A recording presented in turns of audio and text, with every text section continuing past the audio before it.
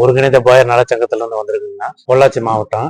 நாங்க இது வரைக்கும் பாத்தீங்கன்னா எல்லா ஊர்லயும் நாங்க போர்டு ஓபன் பண்ணி எங்க சங்கத்தை நாங்க டெவலப் பண்ணி நல்ல முறையா இது வரைக்கும் நாங்க கொண்டு போயிருக்குங்க. இப்ப இந்த வருகின்ற எலெக்ஷன்ல பாத்தீங்கன்னா நாங்க முழுமையா பாத்தீங்கன்னா டிஎம்கேக்கு ஆதரவு கொடுக்கலான் இருக்குங்க. இப்ப பொள்ளாச்சியில எங்க மக்கள் 4 தொகுதியிலுமே பரவலா இருக்காங்க.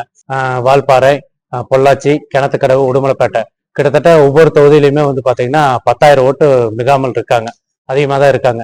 இது வரைக்குமே பாத்தீங்கன்னா எல்லாருமே பாத்தீங்கன்னா ஒரு 4,000 ஓட்டு 5,000 ஓட்டு ஜெயிச்சுட்டு இருக்காங்க. அது எங்க மக்கள் ஓட்டுல இருந்தா ஜெயிச்சுட்டு இருக்காங்க. போயர் சமுதாய மக்கள் ஓட்டுல இருந்தா இது வரைக்கும் ஏடிஎம்கே ஜெயிச்சுட்டு இருக்காங்க.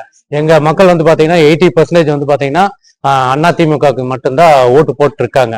இப்ப இந்த முறை பாத்தீங்கன்னா நாங்க திராவிட முன்னேற்ற கழகத்துக்கு ஆதரவு எங்க சமூகத்தின் சார்பாக நாங்க கொடுக்குறோங்கண்ணா. ஒருங்கிணைந்த போயர் நல சங்கத்தின் நிர்வாகிகள் இங்கே வந்திருந்து பொள்ளாச்சி சட்டமன்ற தொகுதியில் போட்டியிடக்கூடிய எனக்கும் திராவிட முன்னேற்ற கழகத்தின் தலைமையிலான மதசார்பற்ற முற்போக்கு கூட்டணியின் வேட்பாளர்கள் எந்த தொகுதியில் நின்றாலும் அவர்களுக்கெல்லாம் ஆதரவு தெரிவிப்பதாக கூறியிருக்கின்றார்கள்.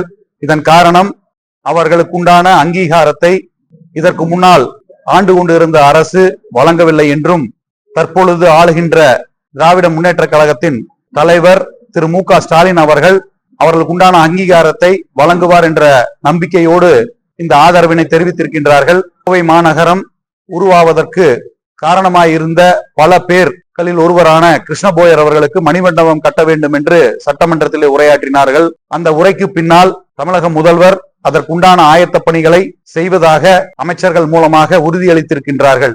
இந்த கோரிக்கையை அதிமுக அரசிடம் தொடர்ந்து அவர்கள் வைத்திருந்தால் கூட எந்த ஒரு பலனும் இல்லை.